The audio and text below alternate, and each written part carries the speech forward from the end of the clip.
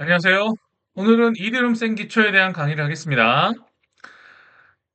이디룸은 암호화폐이긴 하지만 비트코인을 배경으로 탄생한 코인입니다. 비트코인의 기능에 스마트 계약을 추가하여 플랫폼 기능을 하는 겁니다.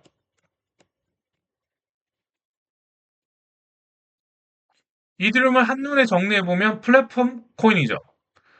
ICO, NFT 스테이블 코인 등을 발행할 수 있는 기능이 있습니다. 그래서 많은 사용을 했고, 지금은 1억 2천만 개 정도 발행량이 있습니다. 매년 스테이킹을 하면 3% 정도의 이더리움 코인을 받을 수 있어서 코인 발행량이 증가되는데요. 사용에 따라서 소각되기 때문에 인플레이션 코인인지 디플레이션 코인인지 논쟁이 있습니다. 처음에는 POW 채굴 코인이었는데 이더리움의 한계를 느끼고 비탈린 부테린이 POS 지분 증명으로 바꿨습니다. 그래서 채굴이 더 이상 일어나지 않습니다. 하지만 스테이킹으로 인한 3% 증가가 있기 때문에 그 부분을 발행량과 관찰해 보셔야 됩니다. 자, 실제로 비탈릭 부테린이 2013년에 플랫폼 코인을 제안했죠. 비트코인 한 개와 분산 어플리케이션 실행 목표로 2015년 10월에 탄생했습니다. 그런데 문제는 뭐죠? 원래 비탈릭 부테린이 계획했을 때는 이더리움 코인이 사용량이 증가되기 위해서 발행하는 기능을 넣었죠. 근데 문제는 뭐죠? 거래량이 늘수록 이더리움 수수료가 너무 비싸지고 속도가 느려집니다. 거래할 때 속도가 느리면 소용이 없겠죠? 블록 생성 속도가 보시면 비트코인이 10분에 하나인데 이더리움은 10초에 하나예요. 그런데 문제는 뭐죠? 많은 내용을 소화할 수가 없죠. 그러다 보니까 이제 처음에 설계할 때는 문제가 없었는데 솔라나라는 대항마가 생겼어요. 그러면서 문제가 뭐죠? 점점 이더리움을 사용하지 않고 솔라나로 넘어가니까 비탈릭 부테링이 이래서는 안 되겠다. 경쟁력이 떨어지니까 POW 채굴 방식에서 POS 지분 증명 방식으로 바꾸고 이더리움을 좀 간소화했습니다. 비트코인처럼.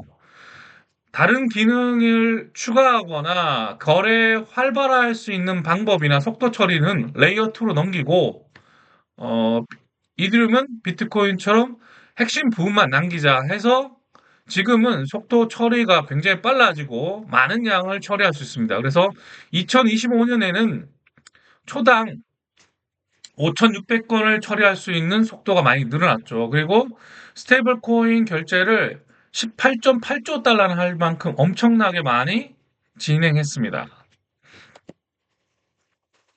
자, 이드럼 가격에 대해 볼 건데요. 여러분이 관심 있는 게 뭐죠? 자, 여러분이 코인 투자에 관심이 있다면 가격 변화를 보셔야 됩니다. 자, 이드럼은 2015년에 0.95달러, 2016년에 10배, 9.76달러, 2017년에 10배, 222달러. 어마어마하게 성장했죠. 그런데 2018년에 2배, 483불.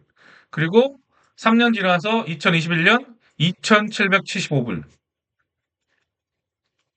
자, 여기까지 보시면 굉장히 상승했습니다. 그런데 그 이후로 가격이 그렇게 많이 안 올랐어요. 결국은 대항마인 솔라나가 나왔기 때문에 이드르무스는 긴장할 수밖에 없죠. 위기입니다. 2024년 3,046불, 2025년 3,116불, 2026년 3,004불. 가격이 결국은 횡보하고 있고 올라갔다 내려갔다 올라갔다 내려갔다 많이 하고 있습니다. 그럼 이드름 가격이 결국 뭐예요? 자, 대항마도 생겼고 이드럼이 지금 한계에 부딪히는 걸 알 수 있습니다. 그런데 과연 이드럼 전망이 이렇게 안 좋을까요? 자, 이드럼 거래 상품 살펴보겠습니다. 이드럼을 직접 업비트나 빗썸인 한국 거래소에서 코인으로 구매할 수 있고요. 두 번째, 미국은 이드럼 현물 ETF가 상장됐기 때문에 미국에서 구매할 수 있지만 미국인만 가능합니다. 그럼 세 번째, 이드럼 소유 기업, DAT 기업이죠. 비트마인이 있습니다. 비트마인을 주식을 간접적으로 투자 대상으로 볼 수 있습니다. 이들은 발행량 증가 감소에 대한 논란이 있는데요. 매년 스테이킹하면 3% 이자를 받아요. 그러면 소각량이 3%보다 많으면 어떻게 되죠? 예. 디플레이션 코인이 되니까 비트코인처럼 발행량이 감소할 수 있는데 문제는 뭐죠? 한창 많이 사용했을 때는 굉장히 인기가 있었어요. 와, 소각량이 스테이킹보다 많으니까 이더리움 가격이 많이 올랐죠. 그러다가 거래량이 주니까 어떻게 되죠? 소각량이 3% 미만이 되니까 오히려 인플레이션 코인이 된 거예요. 그러면 우리가 비트코인이나 이더리움 하는 목적이 뭐예요? 암호화폐 하는 목적이 디플레이션 코인에 투자하는 거 아닙니까? 그럼 이더리움은 그걸 달성하기 위해서 어떻게 되죠? 예, 거래 수수료하고 거래 속도를 합리적으로 경쟁력 있게 키워야 됩니다. 그런 문제가 남아 있습니다. 그래서 이드름의 장단점을 정리하면 스마트 계약 기능이기 때문에 장점으로서 굉장히 메리트가 있습니다. 실제 코인으로서 많은 거래가 일어난 이유죠. 그런데 문제는 뭐죠? 거래가 많아질수록 수수료가 증가되고 전송 시간이 느려집니다. 그러면 비트코인하고 별 차이가 없죠.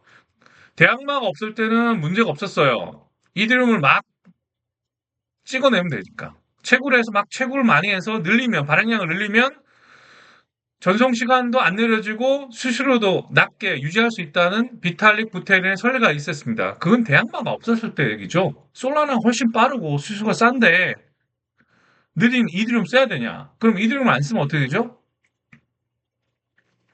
자, 이더리움을 안 쓰면 결국 인플레이션 코인이 돼버립니다. 문제가 되니까 이게 결국은 결단을 낸 거죠. 자, 그럼 이더리움 전망이 안 좋냐? 자, 고민이 되죠. 가격 변화가 별로 없었습니다. 몇 년 동안. 올라갔다 내려갔다. 올라가기도 하고 내려가기도 합니다. 비트코인 ETF 이후에 두 번째로 이더리움 ETF가 됐는데도 불구하고 생각만큼 상승하고 있지 않습니다. 그게 이더리움에 처한 현실이라고 보시면 됩니다. 그런데 이상한 일이 있습니다. 자, 피터 틸.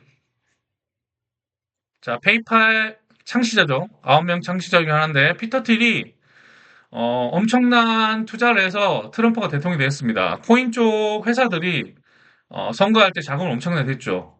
그럼 피터 틸이 비트마인 회사 소유 지분이 9.1%입니다. 2025년 7월 6일 기준이죠. 자, 이드름을 매집하는 비트마인 회사를 왜 지분을 샀을까요? 두 번째, 트럼프 회사가 이드름을 집중적으로 매입했습니다. 이드름 전망이 좋지 않다면 이들 권력자들이 이드름을 매집할 이유가 없죠. 첫 번째, 긍정적인 전망입니다. 두 번째, 비탈릭 부테린이 이드름 전략을 수정했습니다. 이드름은 레이어 1이죠. 이 레이어 1은 깔끔하게 이드름을 유지하고 속도 증가나 수수료 문제를 해결하기 위해서 레이어 2한테 맡긴 거예요. 그 레이어 2들이 발전하면서 수수료도 감소되고 속도가 증가되고 있습니다. 그러면 그동안 가격이 못 올라가고 눌려 있던 것이 어느 정도 속도가 빨라지고 수수료도 감소했기 때문에 이런 부분에 대한 좋은 전망은 있습니다. 이, 이런 생각을 한다면, 이드름의 가격 전망도 괜찮겠다라고 생각할 수 있지만, 자, 그렇다고 솔라나가 있기 때문에 우리가 마냥 즐거워할 수는 없습니다. 이드름에 가인 투자를 고민한다면 이런 부분을 반드시 고민해야 됩니다. 자, 오늘은 이드름에 대해서 설명드렸습니다. 궁금하신 분이나 궁금한 사항은 댓글로 부탁드립니다. 감사합니다.